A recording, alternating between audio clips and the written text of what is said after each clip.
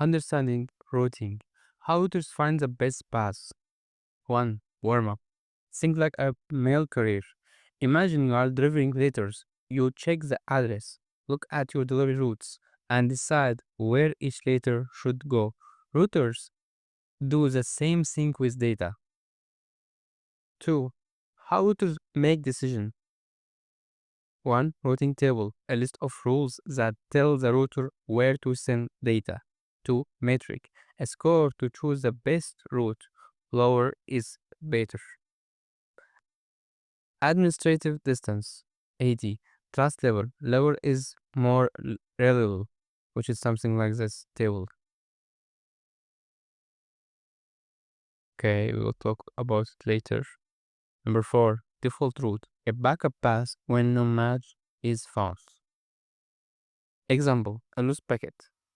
A router gets a packet meant for this IP. It checks its table. It finds an exact match. It sends the packet on the path. If no match exists, the default route is used. So we can just look at this.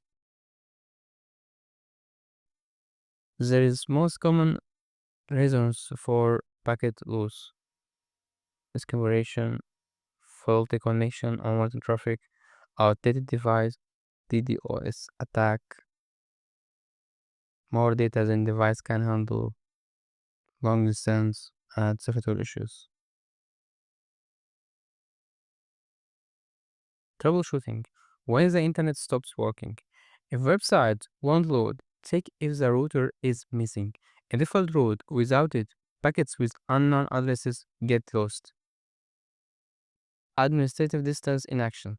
If multiple routes exist, the router picks the one with the lowest AD number. Example, direct connection AD equals 0 beats a RIP route AD equal 120. Routing information protocol. RIP, which is routing information protocol. A fun recap, router's diary. Today, I got a packet, but I don't know where to send it. My default route, save it the day and send it to this IP. How more? Build your own routing table. Make a list of 3 specific routes. Add a default route. Compare how AD values affect routing choices. Solution in the course. You can check link below. Why this matters? Without default routes, the internet wouldn't function. They keep packets moving when a direct path isn't available.